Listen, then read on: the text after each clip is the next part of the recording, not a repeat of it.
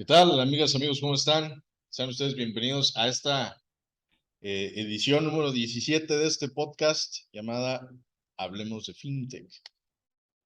Como siempre, aquí está el buen David. ¿Cómo estás, David? Hola, Ymir. Pues muy bien, aquí ya terminando el verano. Donde yo vivo, o sea, ya a partir de septiembre empieza el clima un poco más fresco. De hecho, salí en la mañana a hacer un poco de deporte, salí a correr y amanecimos a 14 grados. Así que ya está un poco más fresco por aquí. Pues de hecho, acá ha estado lloviendo bastante. Hoy amanecimos justo por ahí de las 6 de la mañana, empezó a llover fuerte y está rico el clima, se agradece, sinceramente. Claro, porque Sí, la sí. zona aquí es bastante calurosa, ¿no? Entonces, se agradece que sea así. Ya quiero ver cuando empiece a hacer calorcito. La humedad, pues, no va a ayudar mucho. Pero bueno, por ahora hay que disfrutar el momento, ¿no? Sí es. No, y además que es mejor esto al calor seco, Uy, sí, desértico ahí de Torreón. Sí. sí, sí. La verdad es que sí, porque, aunque mira, también una ventaja que hay con eso es que te pones abajo de un arbolito y te hace el favor. En Sí tus es que hay árboles. tierras, sí es que hay árboles, sí. Y en tus tierras natales, no. Bueno, Allá donde te pongas el calor da playero. sí, Sí, está muy pero se padre. agradece. La verdad es que se agradece. Y qué bueno que, por cierto, con este tema que tienen ahí en la zona metropolitana, que esté lloviendo. Qué bueno, porque sí está canijo, está complicado. He visto ahí los memes que han hecho a Samuel García. Oye, es que ese pelado es otro show, ¿no? Toncas. Tiene ahí un cotorreo muy, no sé, no sé. Ojalá ya está haciendo bien su chamba, ¿no? Eh, Esperemos. Pues bueno, pues ahí traemos ahí temas variados para empezar el día de hoy. Empezamos con una aclaración de conceptos aquí por parte de David. Eh, Algunas noticias internacionales, como siempre, qué ha pasado con el mundo de ciberseguridad, qué ha pasado con el mundo financiero y económico. Eh, pues te cedo la palabra, estimado. ¿Con qué empezamos? Avante. Pues empezamos con la conclusión de la semana pasada, que dejamos ahí al aire, pues una pregunta, ¿no? En base a a un podcast que estuve escuchando. ¿Qué es mejor, si una empresa de resultados o de margen, por decirlo así, Ujú. o una empresa de flujo? Sí. Ahora, yo escuché este podcast, debo decir que fue un podcast financiero totalmente, Sí. y bueno, hay muchas cuestiones pues muy técnicas, pero lo que me llamó la atención es que esta persona le hizo la pregunta a un financiero, una persona le hizo la pregunta a un financiero. Y bueno, el financiero mencionó que prefiere las empresas de flujo. Ahora, en primer lugar, ¿cuál es la diferencia? Una empresa de margen, vamos a llamarlo así, es aquella en la cual tiene márgenes de utilidad. Muy sencillo. Ujú. Es decir, mis ingresos sobre mis gastos, hablando totalmente sencillo, nada así complicado, me genera un margen, ¿no? Gastos, perdón, ingresos menos los gastos es el resultado. Entonces, ese resultado lo divides entre los ingresos para que te dé el porcentaje. Y ese porcentaje es el margen. Muy sencillo. Ahora, en el estado de resultados, hablando ya ahora sí de los estados financieros, el estado de resultados te mide todos los ingresos facturados o ventas facturadas, no necesariamente lo cobrado. Aquí entran diferentes tipos de empresas, pero normalmente, pues hay la tendencia es que las empresas pues no cobran inmediatamente. Es Claro. decir, yo obtengo un servicio, yo voy a, no sé, yo soy una empresa que vende, bueno, iba a decir que vende papel, pero bueno, esto es inmediato. No sé, yo soy una empresa, bueno, como Ethergroup, que servicio de ciberseguridad. Ujú. Bueno, pues un cliente ah, firma la póliza, el contrato, etc. Y empezamos a hacerle pues el servicio que ellos necesitan. Claro.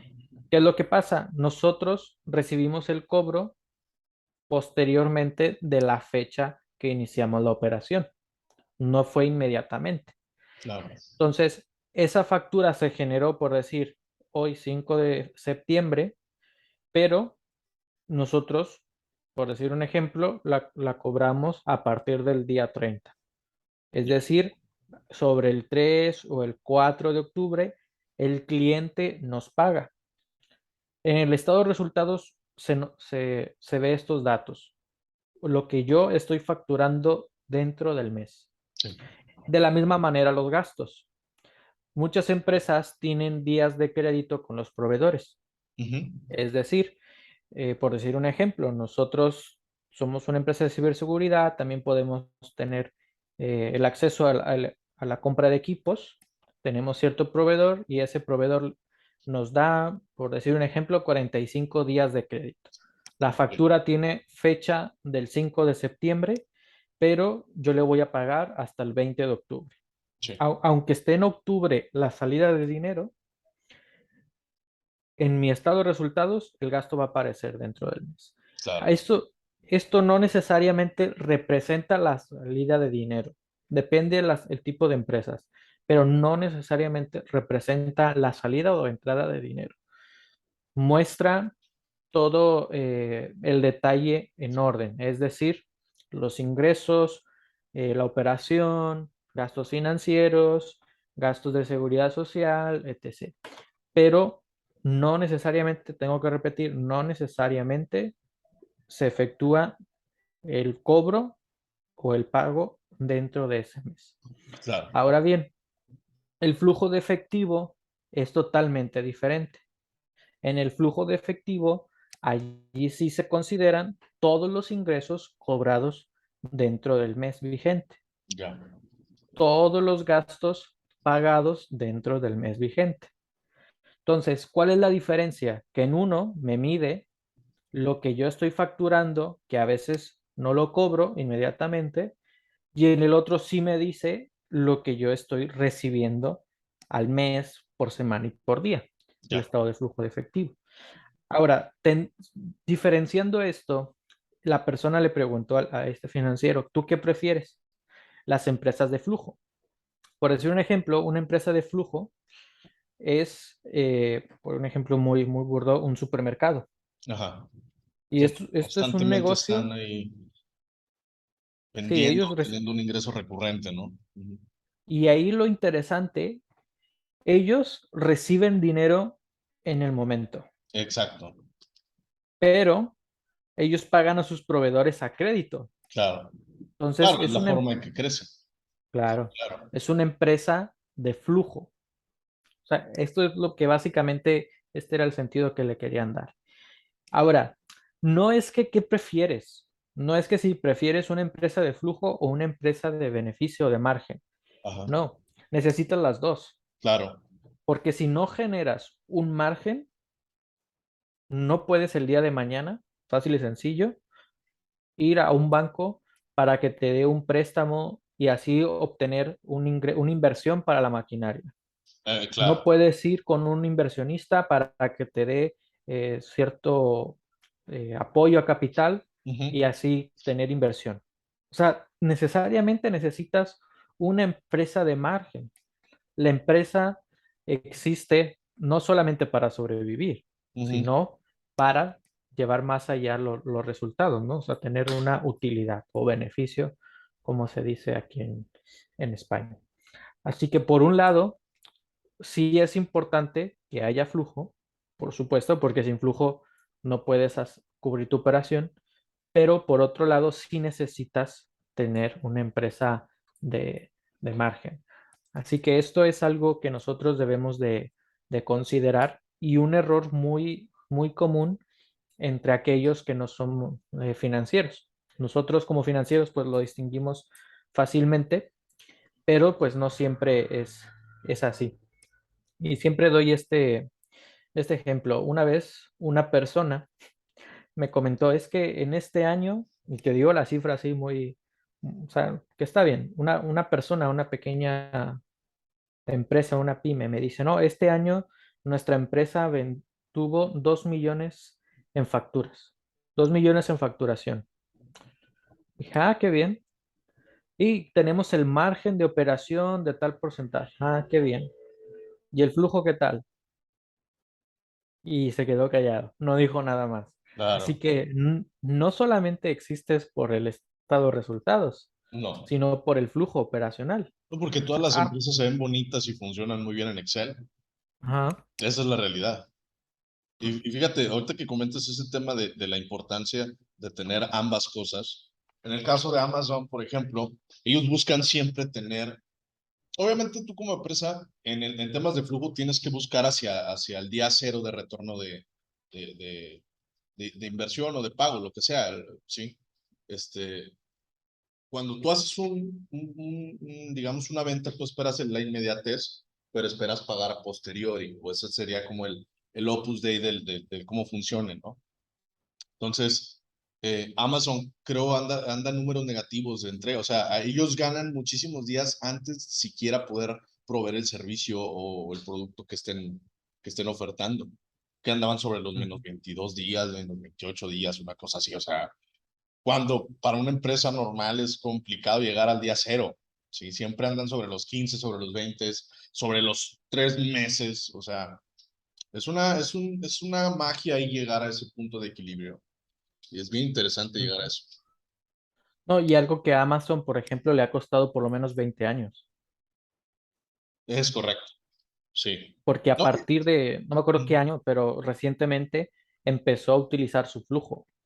sí, sí, sí, Esto porque es la verdad algo es que reciente. mira, también ahí lo complicado es, se han dedicado a crecer la empresa y eso se agradece bien, bien canijo, o sea, no han tocado el dinero per se y se ha vuelto, está ese caso, está el caso de Tesla, o sea, de cómo hasta muy avanzadas las cosas empiezan a tener una ganancia. Pero luego están empresas como Uber, que son empresas de flujo y que solamente se la pasan levantando capital y apenas este mes pasado, me parece, tuvieron resultados positivos. O sea, desde que empezó Uber, no habían tenido un ingreso positivo, pero sí había flujo, pero servía Sí. solamente para mantener ese monstruo funcionando. Y quién sabe si vaya a seguir funcionando. Inclusive hubo un momento en donde el apartado de Uber Eats era mayor a su tradicional mercado de los coches, del transporte. Sí, Está interesante eso. Tienes que tener las dos sí, cosas. es algo interesante, pero ahí también nace la importancia de poder diferenciarlo para tomar las diferentes decisiones o estrategias para la empresa, Claro. para el pequeño negocio. Porque si solamente nos basamos en el estado de resultados, en nuestra mente, resultados, resultados, pero nada de flujo, Ujú. pues al final vamos a tomar una decisión, en algunos casos incoherente, Claro. pensando que podemos cubrir cierta inversión, es decir, podemos adquirir cierta maquinaria para producir más, pero Ujú. al final tu flujo es negativo, Claro. por decir un ejemplo, ¿no? Sí, sí, Que sí. bueno, hay varios tipos de flujo, el flujo operativo, flujo de inversión, flujo financiero, etc. Pero bueno, ya es hablando más, un poquito más técnico. Así que con esto, pues solamente considerar los dos aspectos y también considerar que hay diferentes ya herramientas para tener una gestión o un ERP. Hay algunas fintech que ya están usando también esta herramienta. No solamente tienen la facilidad de dar como préstamos o una inversión a una empresa o persona, sino que también ya están generando su propio ERP. Sí, Pero con esto debo decir que debemos de tener un poco de cuidado con las fintech, porque apenas está, al menos en México, está entrando la regulación. O sea, sí, está en ese proceso. Y hay un caso en Estados Unidos de una fintech, una empresa de tecnología financiera, que puntualmente, al menos en este caso, lo consideran más una empresa de tecnología, no una empresa financiera. Al menos en este caso puntual. claro. y ellos estaban dando una publicidad falsa. Esta publicidad se llamaba garantía de no sobregiro. En Estados Unidos, pues las cuentas bancarias son un poco diferentes. Allá se le llama cuenta de cheques, así Sí, como nosotros la cuenta de débito, y adicional la cuenta de ahorros, o sí, cuenta corriente, cuenta de cheques y cuenta de ahorro. Entonces, normalmente la cultura en Estados Unidos es un poquito diferente. Es como que yo tengo una cuenta de cheques o de ahorros, sí. perdón, una cuenta de corriente de cheques para que al final yo pueda ahorrar ese mismo dinero en mi cuenta de ahorros. Ya. O sea, tienen dos cuentas, así lo usan. No sé por qué, pero bueno, se complican un poquito la vida y tienen muchas cuentas para usarse en la misma, ¿no? Bueno, el punto es que esta cuestión del no sobregiro, lo que decía la empresa, es que cuando tú haces las transferencias de tu cuenta de cheques o cuenta corriente a tu cuenta de ahorros, nosotros, era el spot, nosotros como financieros, nunca te vamos a dejar en ceros en tu cuenta de cheques. Ok. Entonces, ¿qué es lo que pasaba? Bueno, pues vamos a empezar a transferir a los ahorros. Yo al final siempre voy a tener saldo en mi cuenta corriente. Eso era la estrategia publicitaria que estaban teniendo. ¿Qué fue lo que pasó? Evidentemente, pues no cumplieron con esto, porque no es así de fácil decirle que, No, bueno, pues ¿cómo vas a dejar a una persona si estás sacando todo su dinero? es correcto. Ahí entra un punto interesante, que ellos no fue lo que hicieron. Ahí lo que entra, por ejemplo, aquí en España, te cobran un interés, por decirlo así, un interés del dinero que tú no tienes. Ya. A diferencia en México eso no pasa, pero aquí, por ejemplo, vamos a suponer, por decir un ejemplo, llegas, aquí se cobra y se paga todo por mes. Aquí no existe nómina quincenal ni semanal, es todo por mes. Entonces llega el día 30, tú recibes tu nómina, el día 1, por decir un ejemplo, pagas tu hipoteca o lo que tengas que pagar, y el día 5, pues ya te quedas, por decir un ejemplo, con 100 euros, por Ya. decir un ejemplo. Y tienes que pagar, por decir un ejemplo, la luz, que son 105 euros. Entonces, aquí el recibo se domicilia en automático, pero tú solamente tienes 100 Ok. y te van a cobrar 105. Ya. Entonces, ellos te cobran esos 105, Más el interés por los 5 que te faltaron. eso es, pero Ah, hablando ok. este ejemplo muy, muy mínimo, pero puede ser de incluso, creo que se ha topado en algunos bancos hasta 1000 euros. O sea, puede llegar hasta mucho. Entonces, ¿qué es lo que pasa? Los bancos hacen eso, pues para al final cobrarte. Sí, Entonces, claro. cuando tú recibes al final tu nómina, Vienes con la recibes, deducción de... eso es. Ok. Entonces, es una manera en que se hace. Ahora, el punto es que obviamente no todos los países tienen este tipo de, iba a decir beneficio, pero no siempre es un beneficio, este tipo de oportunidad, por decirlo. Y pues obviamente una persona si está en saldo cero, pues no puedes darle un no sobregiro. Bueno, el punto es que más de 2000 clientes se quejaron y pusieron pues una demanda y ahora esta empresa pues tiene ahí una empresa, digo una demanda. Y en Estados Unidos hay alrededor de 60 fintechs que no se consideran como financieras, Financieras. sino tecnológicas. Ok. Por eso la regulación en ellos aplica diferente. ¿Y qué pasa? En estas 60 empresas hay más de 23 millones de clientes. Oh, pues está grandecito el O mercado. sea, el sector, el mercado es un poco muy grande, pero a lo que quería llegar es que al no estar categorizada como financiera, Sí. la regulación Sí, no se les aplica de la considera, misma manera. O sea, ¿en ajá, qué bronca metes a la gente con ese tipo de cosas? O sea, es como, yo entiendo que a lo mejor conceptualmente, empresas como Mercado Libre, por ejemplo, ujú, Mercado Libre es una empresa que maneja, pues sí, toda la parte de logística, de venta, de e-commerce, lo que quieras, pero también tiene su parte financiera. Mercado Pago, sí. Mercado Pago y Mercado Crédito. Entonces, las regulaciones deberían aplicar de forma muy distinta entre una y otra. No sé, a mi punto de vista. Porque sí, es cierto, es una empresa de tecnología. O sea, desde ojos de digamos, desde dirección de la empresa, es una empresa de tecnología, no es una empresa financiera, porque se dedican a desarrollar la tecnología para que eso funcione. Pero Pero las tecnologías, lo exacto, que rige no es lo que rige no es la mente exacto, detrás, sino la claro, operación misma de la propia empresa. exacto, exacto. Entonces Esa es sí está la ahí, complicación. es algo complicado, creo yo, pero si lo trasladamos a lo que es un banco, por ejemplo, este tipo de instancias financieras sí se meten en camisa de once varas, porque se van a tener que acoplar a lo que es la banca tradicional de cierta manera, menos en regulación. De hecho, ahorita Sí, traigo ahí también un caso del que quiero hablar, y es justo por ese tema, ¿no? La falta de regulación con este tipo de cosas y la confianza que no, que luego no da.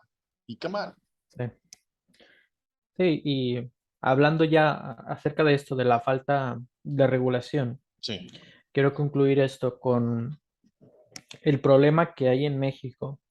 Ya van dos o tres podcasts que mencionamos mucho de los ciberataques en México, sí, pero hoy tengo un poquito ya más de datos concretos. ok, En México, bueno, ya estamos divididos en 32 estados sí, y de esos 32 estados, 26 consideran a la ciberdelincuencia como un delito. Sin 26. embargo, ujú, sin embargo, hay otros estados que no lo consideran así. Entre ellos están Guerrero, Jalisco, Puebla, Querétaro, Tabasco y Yucatán. Es decir, 6 estados no consideran la ciberdelincuencia como un delito Mira, grave. me llama la atención que mencionaras dos ciudades que yo pensaría que por el nivel de operación tecnológica y de negocio deberían de estar entre las que sí lo toman como delito, que son, que Ujú. dijiste que Jalisco y Querétaro, ¿no? Querétaro y Jalisco. Querétaro. O Ujú. sea, hablábamos en podcasts anteriores pues, el potencial que tiene Jalisco. Bueno, hablábamos creo que de Guadalajara específicamente, de Jalisco en general. Y qué extraño, ¿no? Que en estos lugares no lo tomen como algo prioritario. Sí, sí. Y ahora, el problema es que aquí en México, bueno, no aquí, yo no estoy ahí. El problema es que en México Sí, no se considera una, no, más bien no está regulado de manera federal, ese es está el problema. regulado de manera estatal. Ok, Entonces, lo que están promoviendo ahora, lo que es el Instituto de Telecomunicaciones, el Instituto Federal de Telecomunicaciones, sí, es que esto de ciberdelincuencia se considere como un delito federal, no un delito estatal, ya, para que así sea, hay excepciones, pero su misma rúbrica para todo el para país, todo el no país. tener diferentes matices, Y es porque que sí es un problema muy grave en México. es un problema grave, pero te voy a decir cuál es la realidad. No hay la infraestructura tecnológica para solventar la alta demanda ni la conciencia de las personas, empresas, individuos, como sea, de qué tan crítico es este tema de la ciberdelincuencia. De verdad no la hay. Entonces, eso dificulta mucho que se estandarice ese tema. Es muy complicado porque no lo puedes hacer. Simple y sencillamente no lo puedes hacer. Porque no hay, a la gente le vale, poco le importa hasta que les pasa algo. Y luego parece que olvidan rápido. Pasa muy poco tiempo, verdaderamente muy poco tiempo, y se les olvida. Se les olvida. Entonces, van unas por otras, ¿eh? Van unas por otras. Sí, sí. Es muy complicado. Ni siquiera Estados Unidos ha podido hacerlo también. Y creo que en tema tecnológico al menos están un poco más avanzados, aunque ya no sean la potencia que eran. Eh, y creo que España está todavía más regulada en estos temas, porque empezaron muy prematuramente, con personajes como, por ejemplo, Chema Alonso, que impulsó mucho desde un inicio, que creo que todavía es parte de la empresa Eleven Paths y de Movistar.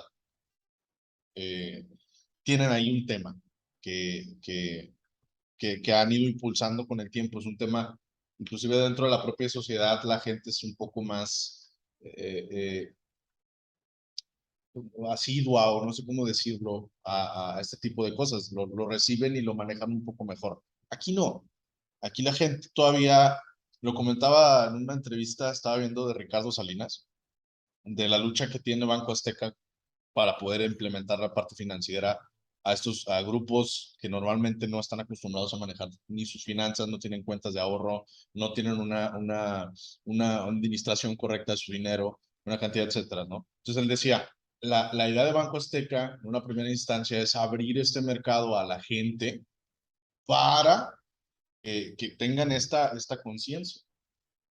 Entonces, si ni siquiera hay una conciencia financiera económica, que es yo creo que la base para que todo esto pueda funcionar bien, vamos a pasarlo directamente a la tecnología.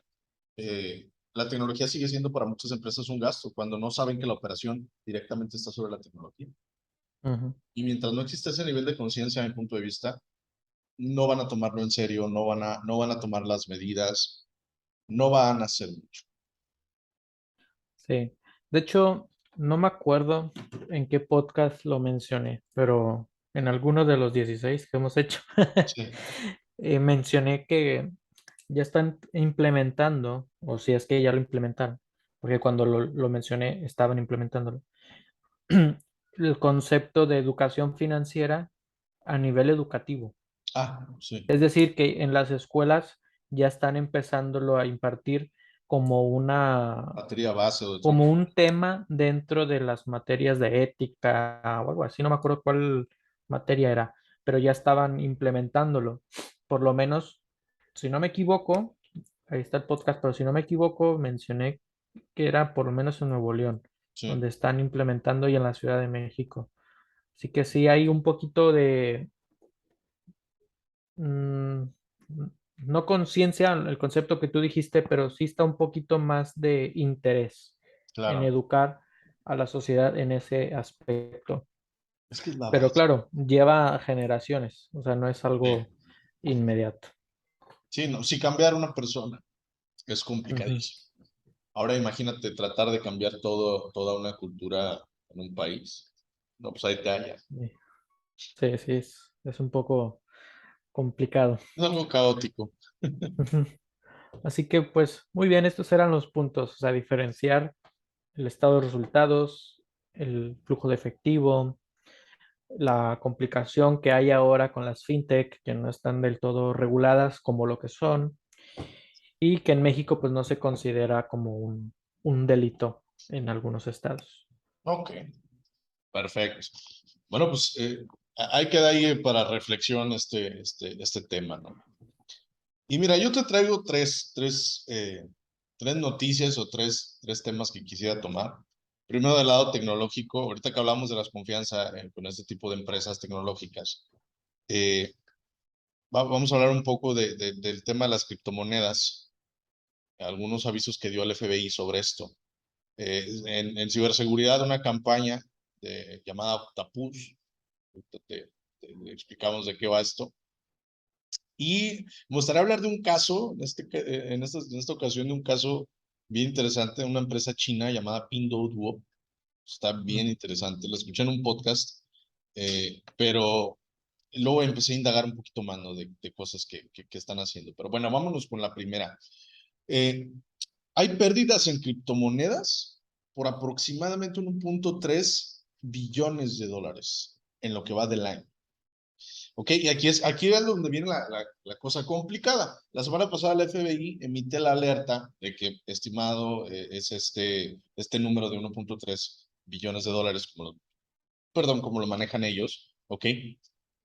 Y libera este comunicado como para alertar a los usuarios del uso de este tipo de tecnologías o de este tipo de empresas como un medio de, ya sea incremento de tus ingresos como algo pasivo, eh, y comenta lo siguiente, hay que cuidar los activos digitales en una era donde las DeFi, que son las entidades financieras descentralizadas, o el financiamiento, bueno, sí, de estas entidades financieras descentralizadas, eh, porque pues, las personas van y buscan este tipo de lugares como una alternativa a sus ingresos y bueno, van y topan con pared cuando de repente les vuelan algo, ¿no? Y ellos ponen el caso de pues, que la gente tenga más la cultura de buscar asesoría profesional antes de hacer cualquier compra en algún marketplace de monedas de este tipo, ¿no? Y ponen dentro de las cuentas del dinero que se ha robado, el robo a Harmony, que me parece que lo comenté la vez pasada, aproximadamente 100 millones de dólares fue lo que se volaron de ahí. Presuntamente, de este ataque o de estos 100 millones de dólares que se volaron, el gobierno de Norcorea está detrás de ese ataque. Grupos norcoreanos están detrás de estos ataques que lo comentaba la vez pasada, ¿no? De todos estos grupos norcoreanos que están ahí operando alrededor del mundo. También 200 millones de dólares dentro de este conteo que hizo el FBI, 200 millones de dólares de Bitmart, que es también un exchange de criptomonedas, otros 130 millones que se volaron de Cream Finance, que es otro exchange, o sea, y la lista sigue, ¿no? Y el problema es que a principio estas entidades se dedican a generar una confianza, que era lo que ahorita comentabas sobre esta empresa, o sea, te dan la confianza, oye, si ven, te damos esto, te ofrecemos esto, te ponemos esto en la puerta y sopas, carnal, te vuela la lana ya cuando menos piensas, ya está ahí el dinero por otro lado, ¿no? Entonces generan esta confianza, pero no generan plataformas seguras desde la concepción de las plataformas, ¿sí? Porque hay un tema de protocolos que van encima. Sigue siendo la más segura Bitcoin, porque no le han metido todavía tanto nivel de complejidad. Ujú. Entonces, el FBI pues hace las siguientes recomendaciones, ¿no? Verifica el protocolo y tecnologías que utilizan este tipo de entidades. Hay que recordar que mientras más fácil sea para nosotros, más nivel de complejidad o de abstracción tiene. Eso quiere decir que hay más niveles de fallo. Y esto es algo muy común en tecnología. Si para poder hacer una transacción bancaria nada más le tienes que dar enter, ahí hay un tema detrás de abstracción de procesos y de automatización que no vemos, porque pues esos son ese tipo de herramientas, ¿no? El problema es Ujú. cuando no se manejan de la forma correcta y van y te vas y te metes el pie solito, ¿no? Este tipo de cosas. Luego está el tema de validar las empresas con constantes auditorías tecnológicas a nivel de funcionalidad y de seguridad, ¿ok? ¿Esto qué quiere decir? Que las empresas deberían estar en una constante auditoría de los activos informáticos que tienen y normalmente no las tienen. Este tipo de auditorías no existe. Disculpen la pausa. Pero bueno, el tema de validar la funcionalidad y el nivel de seguridad de estas empresas es importantísimo y no lo hacen. Las empresas dejan de hacerlo, no lo hacen tan constantemente como deberían de hacerlo, ¿no? Sí. Luego Yo no viene, conozco ajá, realmente, o sea, una empresa pues, grande, o sea, que actualmente tenga esto. No conozco no, auditorías. no, las empresas que lo tienen son las empresas de banca tradicional, que normalmente lo hacen. Y hay algunas empresas que se han mantenido, digamos, que sí mantienen este tipo de protocolos de seguridad a punta de cañón, porque tienen que hacerlo porque la operación del diario se los pone, digamos, en la mesa, ¿no? Eh, en comparativa con estas instituciones de banca tradicional, pues aún ellas que ya tienen más tiempo luchando contra este tipo de cosas, siguen teniendo esas deficiencias, siguen teniendo esos problemas. Sí es cierto que el implementar este tipo de DeFis, que son estas entidades financieras descentralizadas, permiten o han impulsado a que estas empresas hagan estos cambios tecnológicos, pero la realidad es que es muy complicado que una empresa tenga esa conciencia pues desde las entrañas, no es algo, lo toman más como requisito. Y si brincan una certificación, ya, pero verdaderamente están listos para un ataque. O sea, Yo la verdad es que creo que no. Y luego también otra de las cosas es que se generan, por ejemplo, contratos de ventas de criptos y al no haber este tipo de auditorías, se generan problemas a largo plazo horrendos, ¿sí? Y aquí estoy hablando de cosas como, ¿sabes qué? Pues yo tenía tal garantía o te iba a dar tal garantía de tal cosa y resulta que no te la voy a cumplir porque simple y sencillamente los contratos no están hechos de forma correcta, no tienen las regulaciones, no cabe, tienen cláusulas que se juxtaponen o que se contraponen. Entonces, son una serie de cosas que no están reguladas. Yo les recomendaría, como a título personal, váyanse por algo tradicional. En el tema de las criptos, algo tradicional. No se vayan con Ujú. estas nuevas, o sea, no hay muchos marketplaces que no sirven de mucho, inclusive los meme stocks que hemos visto mucho que salen a cada ratito. Los meme stocks son estas inversiones de meme que a la larga, pues, no te da nada. O sea, son cosas como la Dogecoin en su momento que terminó muriendo porque no tiene una escalabilidad, no tiene un propósito, era solamente una moneda y se acabó. Es muy interesante ver cómo se compara todo esto, cómo se comparte todo esto. Sí, no, y más que nada porque, bueno, muchas veces también a veces son estafas. Totalmente. Y fíjate, hay veces que puedes crear esa confianza con la persona y puede que el exchange tenga buenas ideas y tenga buenas cosas por delante. El problema es, si tú no lo concibes de forma segura, no le puedes dar la fiabilidad a la persona que va a estar. Y de hecho, hablando de eso, ahorita vamos a hablar de una empresa algo bien interesante que se llama Okta, eh, con el tema de identidades y de cómo te identificas en Internet. Está bien Mm. interesante. Pero sí es muy complicado, la verdad. Por el lado de ciberseguridad, eh, te traigo ahí el caso de una campaña de phishing llamada Octapus. ¿Ok?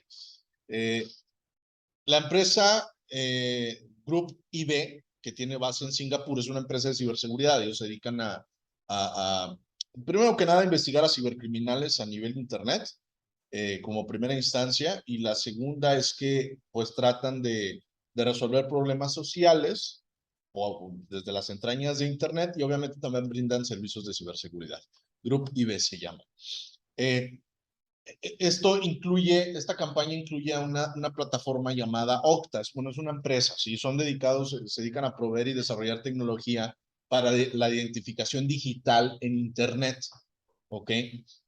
Desarrollan formas de autenticar usuarios a sistemas, desde factores de doble autenticación, sistemas biométricos integrables a plataformas de Internet. O sea, ellos manejan que la idea de Octa es generar un entorno seguro y fiable para identificar a gente en Internet. Esa es la realidad y así es como funciona. Eso es lo que quieren hacer. El problema es que, pues, ahora hay una campaña llamada Octapus que está afectando a empresas como Twilio, como Slack, como Cloudflare. O sea, estamos hablando de empresas, pues, grandes, ¿ok? Se cuentan dentro de las filas de esta campaña de phishing a 136 organizaciones y se han logrado vulnerar, perdón, 9,931 cuentas de usuarios. Aquí lo interesante es que el objetivo es obtener, por medio de algún mensaje de phishing, credenciales de identidad de Okta y los códigos de factor de doble autenticación, que son estos códigos que tú recibes en tu celular para poder acceder a plataformas.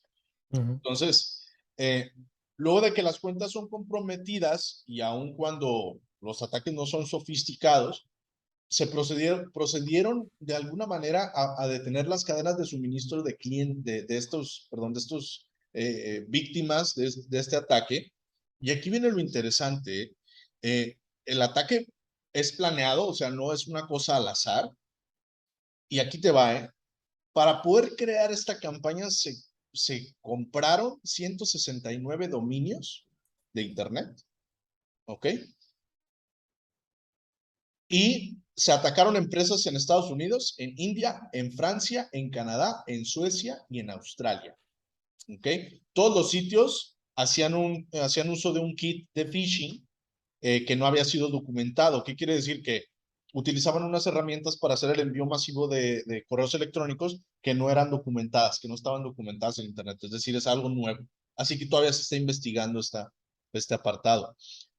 Luego de la investigación se pudo ligar, fíjate, aquí está bien interesante, estos es de los casos que me gustan, porque logran trazar y dar de forma muy cercana con el posible atacante. Está bien interesante. Yo creo que de las cosas más padres del tema de ciberseguridad, cuando ya puedes dar con una persona y le puedes poner un nombre y un apellido, ¿no?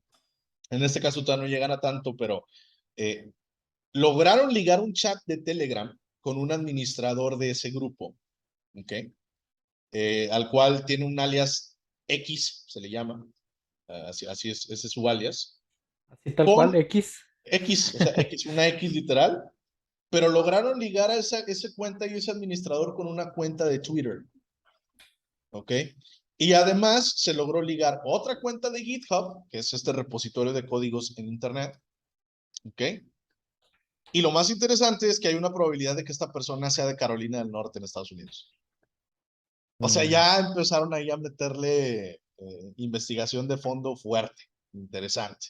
Y esto yo creo que lo más padre de este tipo de acciones, cuando llegas a buscar a los ciberdelincuentes a este grado. El propósito de la campaña sigue sin ser claro, ¿ok? Entre las empresas e industrias que se encuentran listadas entre estos posibles ataques son AT&T, Qcoin, Mailgun, Metro PCS, Slack, T-Mobile, Verizon, y de los sectores de empresas, pues hay desde telecomunicaciones, servicios empresariales, finanzas, educación, comercio, minoristas, estamos hablando tal vez de Walmart o alguna cosa de esas, y sí. logística. O sea, todas estas empresas están dentro de ese grupo de empresas atacadas. Y aquí la otra es que se vuelve muy complicado saber hacia dónde quieren moverse, por eso sigue la investigación en pie. ¿Qué te parece? O sea, ¿hasta dónde puede llegar una campaña de phishing? Y nos vale a veces Sí. tanto y pensamos que están al azar. Parar la cadena de suministro de una empresa, imagínate eso. O sea, No, simplemente, por ejemplo, con Walmart, o sea, la distribución. imagínate, o sea, desconozco si Walmart esté involucrado en ese tema, pero imagínate, si te llegan a parar los sistemas de logística, de entradas, de llegadas, todo tu inventario, o sea, está complicado. Está muy Ujú. complicado. Ahora, la idea también, lo que leía era, podían estar buscando algún propósito financiero, es decir, lograr entrar a cuentas autenticados por medio de Okta y vaciar cuentas bancarias. Eso también puede ser otra de las cosas que pueden estar haciendo. Pero está bien interesante el cómo funciona. O sea, fuera de la gran amenaza que es, obviamente, pues está bien interesante el nivel de sofisticación que tienen estos equipos de amenaza persistente, ¿no? Mm, vaya, no, sí que es algo muy, muy interesante. O sea, y llegar a esa complejidad, sobre todo, ¿no? O sea, Claro, es otro nivel de crimen organizado, si lo vemos de esa forma. O sea, se están organizando de una manera tan estrepitosa que da miedo, da Sí, miedo, sí. ¿sí? Del simple hecho, para muchas personas no lo logran dimensionar, pero pues que una persona al otro lado del mundo pueda acceder a tu equipo, está complicado, está muy complicado. Y bueno, hablando del otro lado del mundo, me gustaría hablar de una empresa llamada Pinduoduo, ¿sí? Durante la pandemia, esta empresa, bueno, primero, ¿qué rayos es Pinduoduo? Pinduoduo es una empresa agrícola que es muy parecido a lo que hace Amazon, es de entregas a domicilio, pero su mercado está en la agricultura. Ellos te entregan, quitan los intermediarios de la venta de productos y te entregan directamente desde la granja a tu mesa, como luego dice. Entonces, aquí lo interesante es que durante la pandemia fue una de las empresas que estuvieron operando sin parar en China porque necesitaban proveer a la gente de sus alimentos. Se dedicaron a quitar a los intermediarios de esos productos y conectar directamente a los proveedores, ¿no? Crecieron demasiado y lo traigo nada más por las cifras y el nivel. O sea, cuando tomas un negocio tradicional, había un pelado, no me acuerdo cómo se llama, y él hablaba mucho dentro de esa entrevista, hablaba de los ejecutivos, hablaba de varias cosas, pero una de las cosas que a mí me llamó mucho la atención era que él decía, si tú tomas un elemento tradicional y lo impactas con algo tecnológico, puedes llegar a ser un boom muy interesante. y él es un director general de, no recuerdo qué empresa, lo voy a buscar, porque ya tenía un par de años que vi esa entrevista, pero el señor es un genio. Eh, en este caso tomaron algo tan tradicional como la agricultura, servido directo a tu casa, ¿ok? Lograron en el trimestre anterior, solo en el trimestre anterior, un 36% más de ingresos que el año pasado. Eso representa 4.700 millones de dólares en el trimestre nada más. Vaya. Es una monstruosidad. Y en comparativa al año pasado, en ese mismo periodo de tiempo, un 35% más de utilidad que el año pasado. Es decir, de utilidad en el puro semestre, del puro trimestre pasado, 36 y anual 35, ¿no? es correcto. Y bueno, esto representa 1.300 millones de dólares en el trimestre nada más. Hay para que te des ahí un cale, ¿no? Y ojo, aquí es donde viene lo interesante. Van a entrar a Estados Unidos. Mm. Entonces, viéndolo de esa manera, entran como competencia directa a todo minorista. Estás hablando de Walmart, estás hablando de todas las cadenas de distribución de comida, de que distribuyen este tipo de alimentos, y lo mejor es que pueden entrar con un precio muy competitivo porque quitan de intermediario a este tipo de personas que ganan un margen. Entonces, a ver Pero qué tal ellos les va. mismos empacan y todo esto, Sí, etiquetan. ellos hacen toda la logística.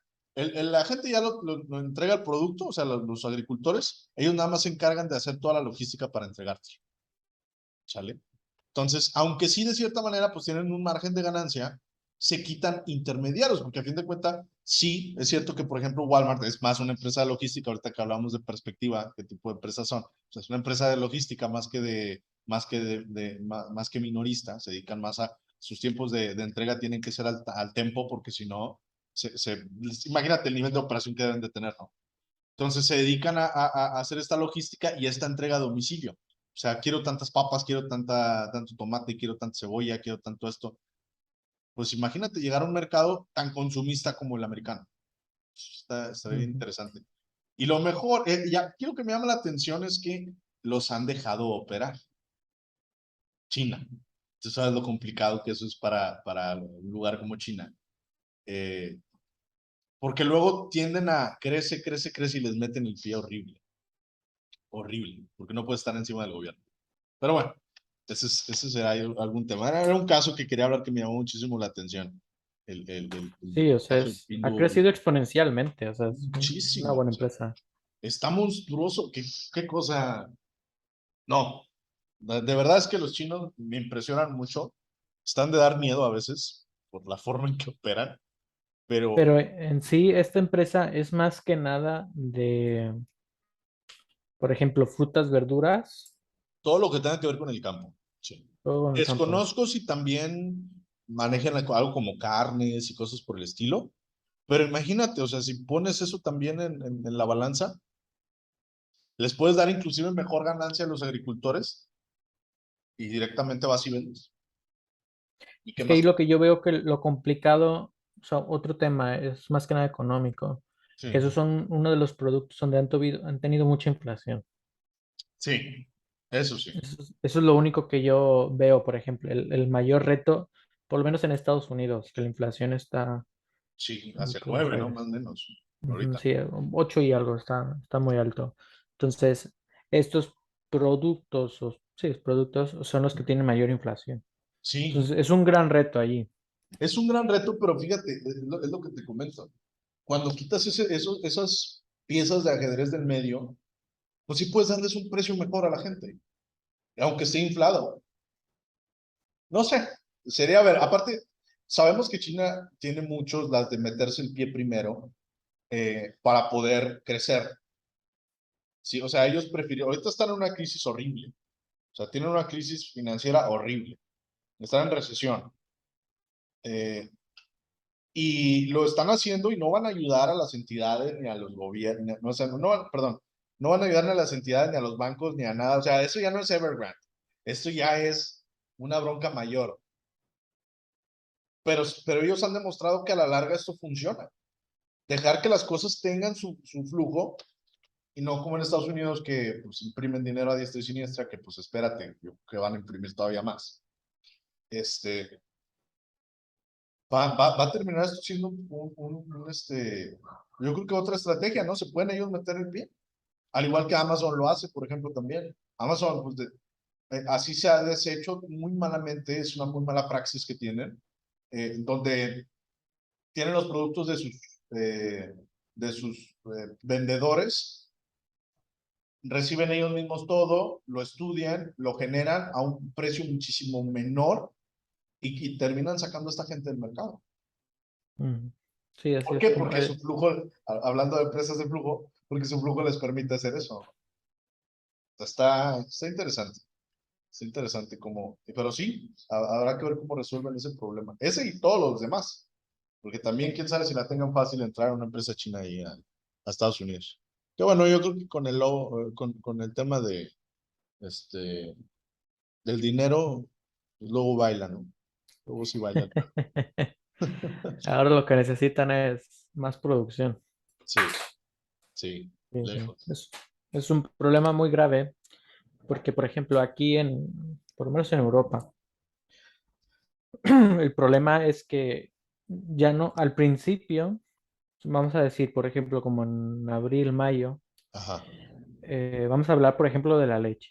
sí, Las personas que trabajaban, pues estos, los ganaderos y demás, al final, una vez vi ahí un artículo que sí. tiraban toneladas de leche al Ah, es mes. cierto.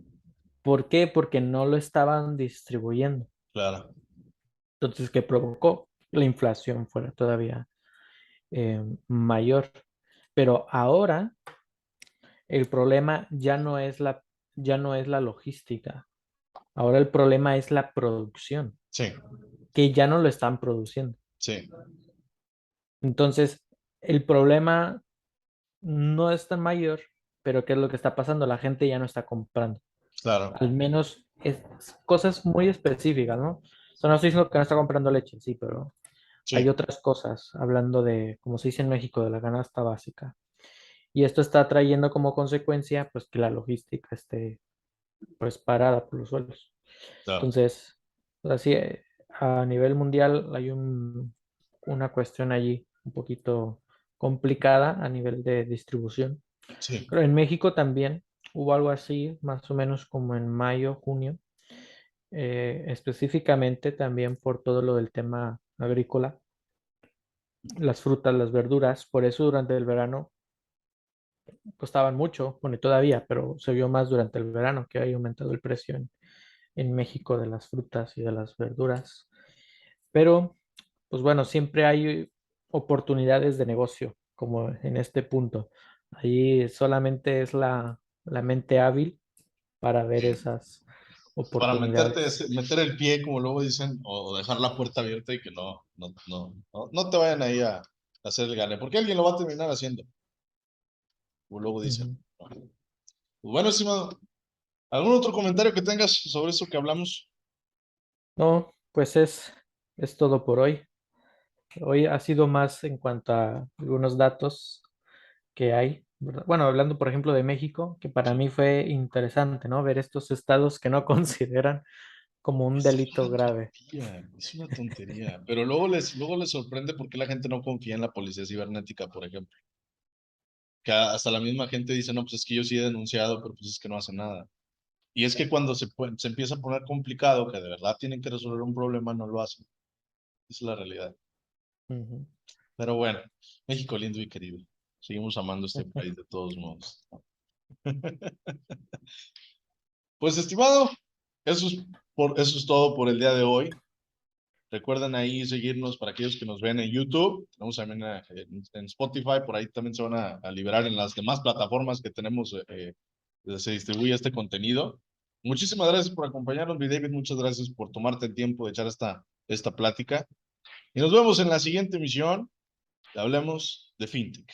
Hasta luego. Muy bien, hasta luego.